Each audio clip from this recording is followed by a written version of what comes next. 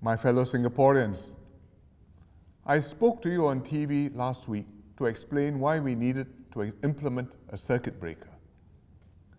We anticipated a rise in our local COVID-19 cases, especially more unlinked cases that we are unable to trace.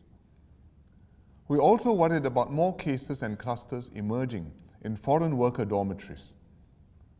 Unfortunately, in the weeks since then, these have happened. We've seen outbreaks in several foreign worker dormitories. Many dorms have cases, and some dorms have many cases. We've responded comprehensively to contain the spread in the dorms and to protect the foreign workers. Yesterday, Ministers Lawrence Wong and Gan Kim Yong explained what we are doing. They've set up an interagency task force to handle the situation in the dorms. Ministry of Health, Ministry of Manpower, the SAF, the Home Team, all are involved. The commander of the task force is the Chief Guards Officer from the Army. And Senior Minister Teo Chee Hean is advising the ministers on this issue. The task force has deployed forward assurance and support teams in all the dorms. These teams work closely with the dorm operators and can respond quickly to the workers' essential needs. They are setting up medical facilities and triage clinics, bringing in supplies and food, and managing the logistics and housekeeping.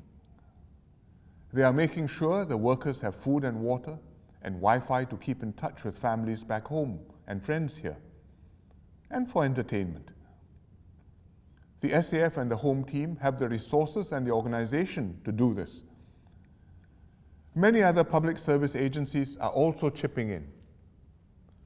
We are paying close attention to the welfare of the foreign workers. They came to Singapore to work hard for a living and provide for their families back home.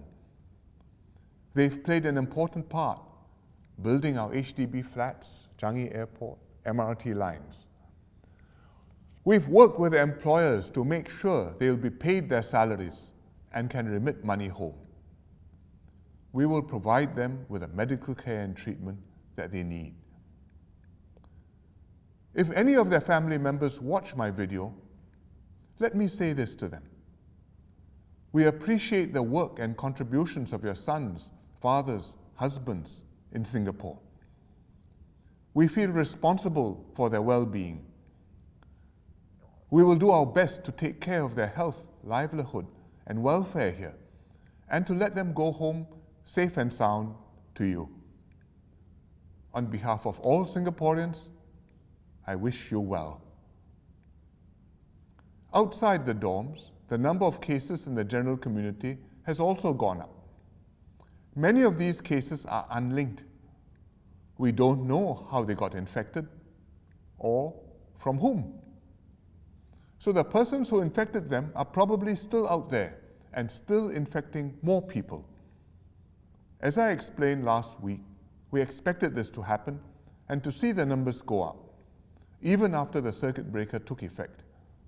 And the reason is, most of these cases were probably infected earlier, before the circuit breaker started. And this is precisely why we need the circuit breaker. If we all reduce our contact with one another, we also reduce our chances of catching or transmitting the virus. This will slow down new infections, both linked and unlinked. And after a while, the number of new cases will fall. This has been the experience of countries like China, South Korea, and New Zealand. They all adopted similar tough measures after a surge in infections. But it will take some time. I spoke to Prime Minister Jacinda Ardern of New Zealand yesterday on the phone. New Zealand has implemented a stringent lockdown. She told me that when they did this, it was only on day 11 that they started to see new cases coming down. So we have to be patient, but we also have to be resolute. And this is why I need each of you to take the circuit breaker very seriously. Stay at home. Stop socializing in person with others, even with extended family members who don't live with you. Keep in touch with them, but by other means, for example, online, on the phone, writing emails, or even letters. But don't make physical contact, because that's how the virus is spread. Please comply not just with the letter of the rules, but their spirit.